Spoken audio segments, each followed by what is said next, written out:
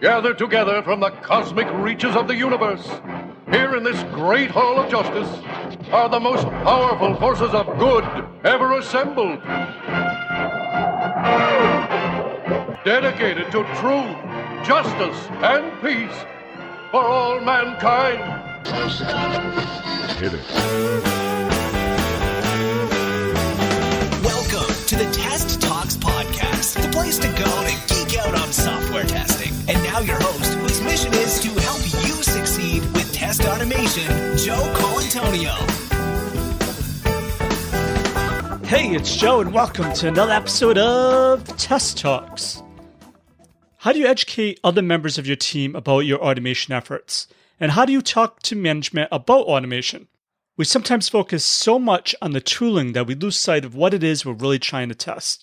In this episode, we'll be test talking with Richard Bradshaw and Mark Winteringham all about their new initiative called Automation in Testing. So in this episode, you're going to discover how to truly be successful with your testing efforts by leveraging the right tools to help with testing the right things. Richard Bradshaw is known as the friendly tester. He's also, I think, the boss at Ministry of Testing. He has a lot of experience in testing, consulting, and he has a true passion for testing, as you'll find out in this episode. Also, Mark is a tester, coach, and teacher, an international speaker. He presents at a lot of workshops along with Richard. He also does a lot of things around API testing and integrating it with Selenium. Definitely check out his blog at softwaretestingclinic.com. So get ready to discover how to join these Superfriends in the Hall of Testing at automationintesting.com so we all get together and do good with automation. Check it out.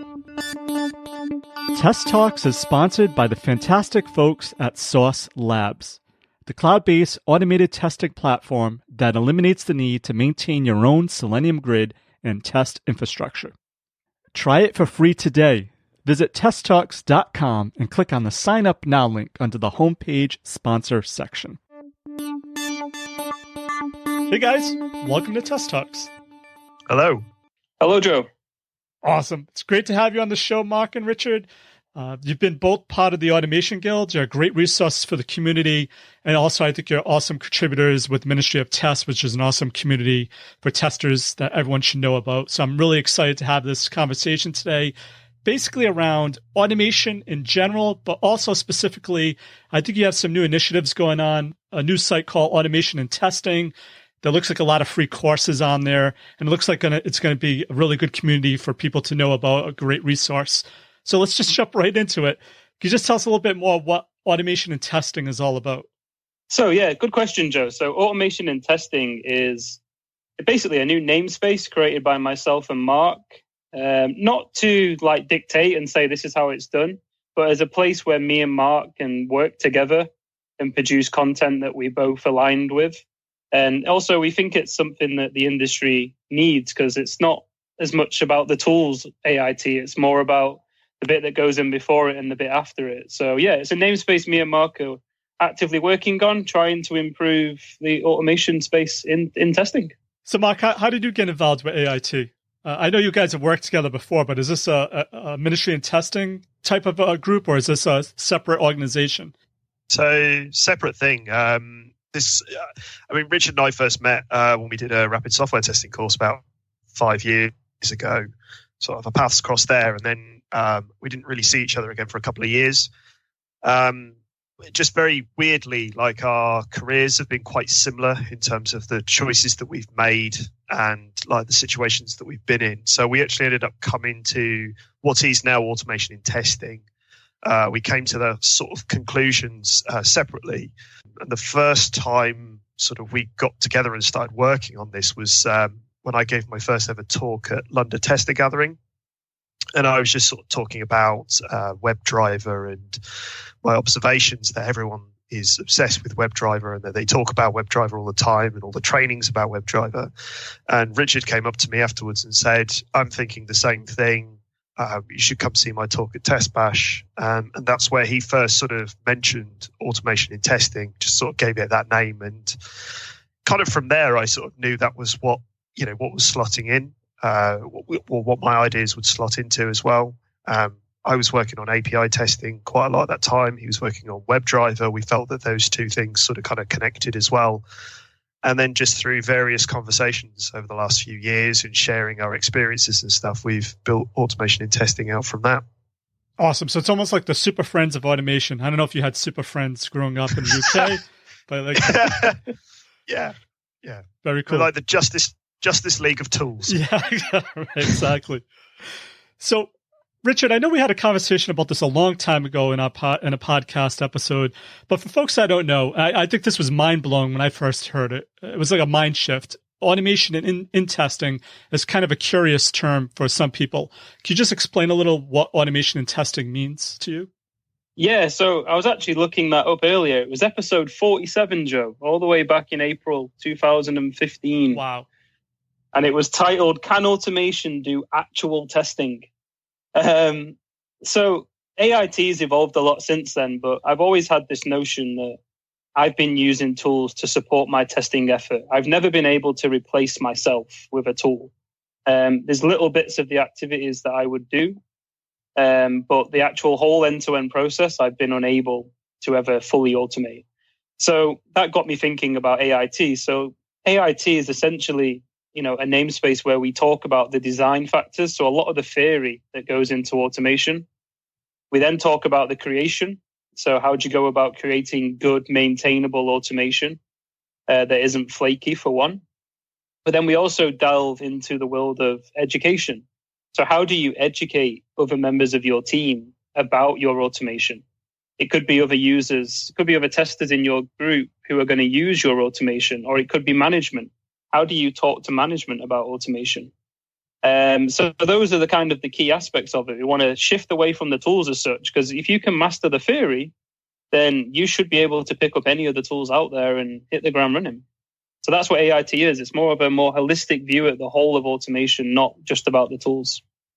And Mark, what were your thoughts when you first heard automation and testing? Just curious to know. I think when I first saw Richard talking about it, I don't think it was quite as, it wasn't as broad as that. And he was sort of talking about how he was talking about how tools support him and how he was using this sort of jigsaw puzzle of different tools that work together to make automation architectures or automation frameworks, and how he would use parts of those in other aspects of his testing. And I was doing similar things. So I'm a big JavaScript nut. I love Node as well. So I'm constantly tinkering with little toys and tools and stuff to help me with my testing in there. So I saw there was a real sort of connection between those two things there. And then, as I say, as we then sort of started to discuss all of this and sort of try and kind of put it all together into a big old mind map a few years back, we started seeing the value of the education side. So lately I've been really interested in using the GROW model for coaching, but as a means to identify problems that automation could solve. Now, nobody else is really talking about how you could use coaching techniques to support your automation. And it's through these sort of discussions that we've had that's kind of opened up all these new different avenues of research and sort of experimentation, which is really cool. So you both mentioned that it's not about the automation tools. I actually love automation tools. So what's automation and testing going to be about? Well, give us some examples of what kind of content then, if it's not about the tools that you plan on covering within automationoftesting.com? First of all, it's not to say that we're sort of ragging on tools and saying it's, they're useless, that they're obviously an essential part. But what we're saying is that the process of implementing something should start with the analysis of problems. From my perspective, I'm very keen to talk a lot about modeling and learning about our products and our teams and how they work, and sort of asking questions and exploring and learning as much about them as possible, and then bringing that together into some sort of model that you can actually use as a way to sort of identify different types of problems. Because once you've sort of identified those problems, the actual tooling side becomes a little easier. So that's why I say you still want to have a good knowledge of different tools, but knowing what the problem is makes it easier for you to just choose the right tool. And then when it comes to implementation, things just sort of become a bit more fluid. They flow a bit better because you're not fighting against the tool, trying to get it to work in a way that's not necessarily right for you. So yeah, a lot of that sort of side of things about sort of just exploring problem spaces in teams and thinking about how automation can work there. Yeah, definitely. So, some of the things Mark said, most definitely, I think modeling is a very important skill that a lot of people don't talk about. So I think if you can master modeling, that will really help you break down some of the problems you may be facing in your testing, which will in turn help you decide where to use automation. So we intend to cover that. But a big aspect of what automationandtesting.com will cover is real experience stories. So actual experience reports of where me and Mark and maybe other members of the community have solved some of their testing problems using automation, but that weren't necessarily about automated testing, automated checking. So I'm hoping to cover a lot of them as well. And then, in time, we will build up a lot of resources around programming, languages, tools, and just other day-to-day advice about utilizing automation. It's worth adding as well that although this is separate to Ministry of Testing, because we're both sort of involved in Ministry of Testing in various ways, the hope is that we can leverage something like the dojo and provide like a blended learning experience for people who come on our courses, so that we can take advantage of the time together in that room to sort of talk about things like strategy. And also we try and make the course quite experiential as well. So when you're in the class, you get to choose what tools you want to implement, what problems you want to solve. But naturally, that's not going to cover everything. So the hope is that we will have online courses on specific tools, on specific languages that you can carry out in your own free time, with this AIT mindset in mind of thinking, well, how can I use this not just, like as Richard said, for like regression checking, regression testing, or automated checking and automated testing, but for example, like using it within your exploratory testing sessions and using different tools to speed up your exploratory testing sessions. I have a question for you, Joe. Have you ever been in one of those workshops at a conference where you spend the first 2 to 3 hours installing software and having a fight with admin rights and stuff like that? A lot of the website and the dojo work will be to eliminate that as well, so we can maximize the time in the classroom. I don't want to be fighting with people's laptops in the classroom. Let's try and do that well before the class. Let's try and teach some basics of the tools and the languages online so we can spend more time in the class. Like Mark said, being experiential, actually running into the real problems and solving them as a group. Doing what we would do in our real job. We get a problem, we Google it. We try a few things, we progress. Let's actually spend time in the class doing what it is really like to be an automation engineer or a tester in the industry. It's also quite interesting, the classes that we've run so far, is the wide-ranging sort of skill sets and backgrounds of the people that we've had. So we've had people who are purely managers, who are just responsible for kind of managing automators, or SDETs or something like that. They're just there to sort of kind of understand. They're not responsible for implementing, but they need to sort of steer the strategy. Then we have people who are completely new to automation, or believe they're completely new to automation, and then don't realize that they're actually doing little bits of AIT here and there. And then we have people, from the backgrounds of web-based testing to games testing to application testing. A lot of what we're talking about, again, because it's sort of focusing on the theory and the strategy, once you apply your own context, you can actually get quite a lot of use out of what we're sort of going through. I've been mentioning automationandtesting.com as a resource. It's going to be a website.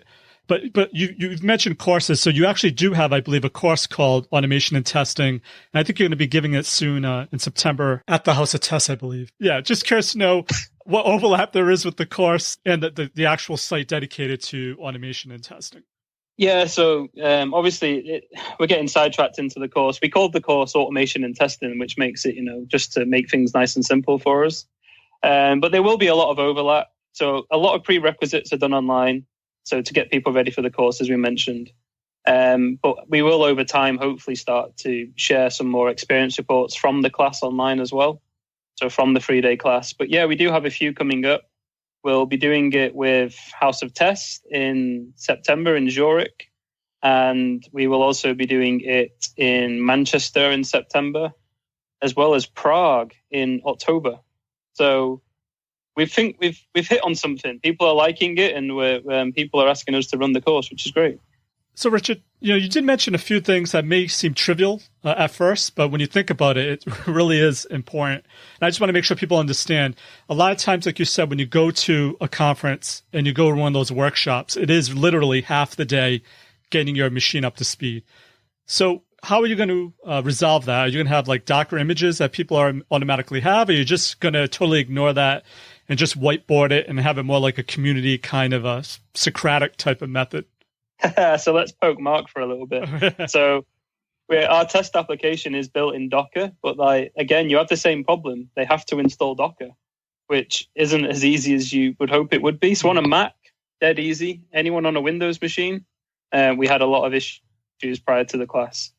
But the way we're going to solve it, the way we're going to try and solve it, I don't think you can ever solve this problem, but we're going to try, is we got a lot of good feedback from the first time we ran this at Brighton, at Test Bash Brighton recently. So we're going to give the prerequisites as far in advance as we can, which means they have a lot of time to try. But we're also going to give them a platform to be able to ask us questions prior to the class and help them solve their problems. So if they can't follow the instructions, they'll be able to go on Slack, on the Ministry of Testing Slack, and ask for help there. Or they can go onto the club, and there's a section on the club where you can ask us for previous questions. Now, ask us questions to answer. And the great thing about that is, over time, that will build up a collection of resources and common issues that people are running into. And they'll be able to go on there to get that support. So I think that will be a useful part of it. And also, we are going to give time the night before the class. So anyone, a lot of people arrive early to conferences and training. So we'll make ourselves available the night before so they can come to us with their machines and we can try and get them ready for the class. Yeah, so as Richard said, he's offering his time up before each of the workshops. I'll be putting my feet up. Yes, Docker was there was an interesting learning experience. I mean, in terms of, so I developed the platform at home, sort of leading up to the 3-day workshop. And like I say, running on a Mac, it worked quite easily because it's a Nix-based platform, so we didn't have any issues. But we had lots of issues around different flavors of Windows. So certain people on older versions of Windows, which meant you had to use Docker Toolbox versus Docker CE. Some people had home versions versus enterprise versions. And it turns out virtualization is switched off for home versions, which kind of makes sense in a way. So we had to sort of get around those sort of things. I think in the end, the Docker stuff actually turned into a bit of a red herring for the students. The intention is that we're going to hopefully create a deployment pipeline, which will run all our checks for us and actually sort of get something set up so this platform that we've built is custom made, that I started using in my web service and API testing workshops, but we've then ported that across to AIT. So it works in different ways. There's lots of different opportunities for different types of checking and testing, and I kind of almost see it as like a tester's playground, and I want to sort of grow it further so people can. It doesn't have, it could be something that sort of sits online that people can test different tools out. They don't necessarily need to have gone through AIT. It will just be something that's deployed online, so that people can try different tools out. And we want to sort of add different things in there, like analytics, mobile support, make it responsive, that sort of thing. And it's a great way as well for the two of us to sort of just keep up to date with new technologies and new tooling as well. Awesome. So Mark, at Automation Guild 2018, you gave a great session called REST APIs with WebDriver and Perfect Harmony. And I know in your course, you actually have a bullet saying what layer in your application you should write automation for, is one of the things people would get a takeaway from. So can you just talk a little bit about this concept of, at a high level, using REST APIs with Selenium and how that could help people test the right layer at the right time with their test? Sure. So it goes back to sort of what we keep saying, which is like problems first, tools second. When we look at what we do in terms of automated test script or in terms of a test script that's run by a human, there's lots of different activities that are going on in there. So what we can do is we can apply task analysis, which is something that sort of Richard put me onto. And we do task analysis of the things that we do in terms of the sort of the life of a test. And that's where the sacred model comes in, which Richard sort of put together. And using sacred, we can actually sort of break down a test, look at the different actions that we're doing. So looking at areas where we're manipulating state, look at areas where we're actually using codified oracles to assert stuff. And once we've sort of split those concerns, we can then sort of start thinking about, well, what's the quickest way that I can do this? What's the nearest interface I can use to achieve my goal? So in the talk that I gave at Automation Guild, it was I think a good majority of it was focused on sort of getting data set up, state management. So I'm thinking about my problem. I need to create some data. Where do I need to create the data in my database? So I need to think about what's the closest interface I can use to get to that database. So in the Automation Guild sort of talk, it was doing it on the HTTP layer because that was the easiest place to just send a request to create some data. But it might be that you actually use like a JDBC and connect to the database and create the data directly in there. But just cutting out those sort of extra bits of time where you're spending trying to maybe drive things through the user interface. That's what we're trying to teach within the sort of workshop is, understanding what you're doing in a test, break it up into smaller chunks, and make sure that your checks are basically targeted on specific areas. Cool. So, Richard, I have a random question for you. Because I semi-stalk you on Twitter, I think you've been going on a mini tech tour. I think you've been to Twitter, SmartBear, Sauce Labs. I'm just curious to know, have you learned anything from speaking to these companies? I know you're always promoting the message of automation in testing. I'm curious to know, have you got any feedback from these companies? Are you helping educate them or anything you've learned from your little mini tour?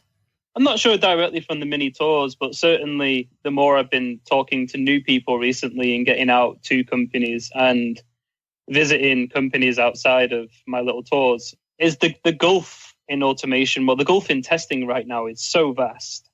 We get a lot of these cool talks at conferences talking about immense, amazing pipelines that we release every 5 seconds and so forth. And then you get, people who've been adding in automation for a while. But there's also a huge amount of people out there that don't have any at all, don't even know where to start. Their companies aren't supporting it. And I think the more I discover that, the more I see the value in the work that me and Mark are trying to do. So I'm really hopeful that a lot of the work I intend to do with Mark going forward will make these people aware that getting started with automation is it's not a huge thing. It doesn't have to be this great big approach. They can use their existing knowledge going forward. And I think that's given me a lot of framing, Joe. It's given me a way of framing a lot of the knowledge that I now take for granted in a way that can be used for these people who are trying to get started. And a lot of the industry leaders and the industry tools, they push them down code. And I think we've got a long way to go before we want them to even think about writing code. There's a lot of education that needs to happen to make people more aware of the do's and don'ts, how automation can be used, how it shouldn't be used, and how to piece it into an existing process. I think that is often the overlooked part. How do you take your existing approach to testing and start introducing automation when all the tool vendors and all the big consultancies are trying to take your whole process and automate it? So yeah, that's what I'm seeing, Joe, is a bit of framing now. And I think that's really useful for me. Awesome. It's a great thought that, for some reason, a lot of people just assume that every other company has their stuff together. Like in general, I think people think that, but I think you're right. A lot of times you go to other companies, it's the same issues you see at all the other ones. And it's not some magic bullet that automation is going to solve it all and everyone else has their stuff together. And I think that is part of the problem, Joe, that even then you didn't intend to do it, but the way you said automation will solve it all, this is how the industry is selling it to people. They're not selling automation. They're selling automated testing, automated checking. That's what they're trying to sell into organizations. Whereas if we stop and we actually look at their existing problems, the way they're doing testing might be perfectly fine for that context. Everything's manual. They release once a year. That might be perfect for that context. But that context could still benefit from having automation introduced to parts of the way they work. It could be, as some of the stuff we mentioned, it could be creating data. It could be taking screenshots and uploading them. Either way, whatever way they're working, there's always a way that automation can support what they're up to. And I think they need as an industry, we need to be more appreciative of that and help them find ways that they can get value from it. I think also that applies to whatever context of testing. I speak for Richard here a little bit, but we both, we're exploratory testers. We worked on we've been fortunate to work on sort of quite mature agile projects in the past. But some of the aspects of what we're talking about apply to enterprise model things as well. If you are in a company that is very test case driven, it doesn't, and you have maybe like regulations in place, you can still apply some of these approaches, these mindset to things like, for example, improving the speed it takes to create your data, but then still executing your test cases as a human. The fact is that what you're doing is you're, again, applying that task analysis, thinking about the different aspects that you do in testing and finding an opportunity, rather than, like Richard says, is that having the assumption that just automating all of the activity that a human does is going to deliver you value. Absolutely. And I actually was in a meeting with Richard, and he told the CEO, or I forgot the title of the guy, but that he thinks they should help develop tools that assist testers. A lot of times people or tool vendors overlook that. And that, I think that would be great if vendors started to listen to Richard and actually start building tools that assist us and not necessarily try to replace them or make some assumption as if the tool is doing something better than someone could do that's thinking, I guess is my point. Yeah, definitely. And that's, to be honest, that is one of the angles that I'm really passionate about getting involved in more. And just to digress, but obviously I know a lot of people know me for Ministry of Testing, and one aspect I want to do with Ministry of Testing going forward is getting the community talking to the tool vendors more. A lot of the time it's one way. It's the tool vendors saying we need their tool. But I think some of them could benefit from engaging with the community to find out what problems they're actually facing. And they may find new opportunities there, new products that they could build. They may already have a product that they can reframe. But if they don't start having these conversations, then, they're going to miss these opportunities. And those conversations will benefit the whole community and the whole industry. So a good example of that is I've been working on a open source project with Llewellyn Falco. I'm sorry if I've murdered your name, mate.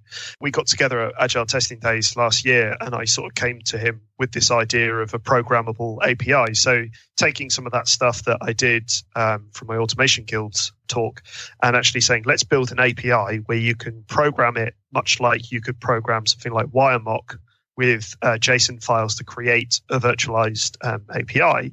Why not create something where we could map API calls to SQL statements and have it so that there's no code, it's completely codeless, and you just drop JSON files in to configure your SQL statements. And we called it Wirebridge. And it's one of those things where I've observed people creating lots of test data, having to go into databases and inject all this stuff. It's a case of, Postman's become massively popular in testing at the moment. So why not have it so that you can have an API that people can use something like Postman with to just send a request to create their data for? And that's through having conversations with the community and observing people that something like that's come about. And that's just like a small little open source project. It's called Wirebridge. I can't remember if I mentioned its name. I agree that what you've just done there, Mark, is what would happen if we had more of the companies engaging. So because you're a member of the industry and you're a member of the community, you found that opportunity. But right now, not enough people from the tool vendors, in my opinion, are active members of the community. So they could benefit from those opportunities. Okay, guys, before we go, any parting words of wisdom for folks about automation and testing that you wanted to get across in this episode? The emphasis for me is always pushing. I know we need to get the right wording for it, but making people appreciate that automation is far more than checking and testing, and it's far more than coding. So the skills needed to succeed are far more than coding. So those are the two messages I hope people come across, or it comes across to people. Someone who has amazing skills with coding can be equally as effective as someone who has very good people skills who can convince someone else to do the work for them. It's just as long as you know what you need to create in the first place, but you can, kind of tackle it in different ways. And the idea behind the theory is, if you understand the theory and you can do all the work prior to the writing of code, there's always someone better than the automation engineers and the SEDETs in a company to write code, and they're called developers, right? So if you can do all that work up front, you can just hand it to someone else to actually implement, which is funny enough. That's exactly how software works, right? Thank you, Richard and Mark, for your automation and testing awesomeness. For links to everything of value we covered in this episode, head on over to testtalks.com/213. And while you're there, make sure to click on the sign up for a free trial link under the exclusive sponsor section to learn all about Sauce Labs' awesome products and services. So that's it for this episode of Test Talks. I'm Joe, and my mission is to help you succeed with creating automation awesomeness. As always, test everything and keep the good. Cheers. Thanks for listening to the Test Talks podcast. Head on over to www.testtalks.com for full show notes, amazing blog articles, and other automation awesomeness.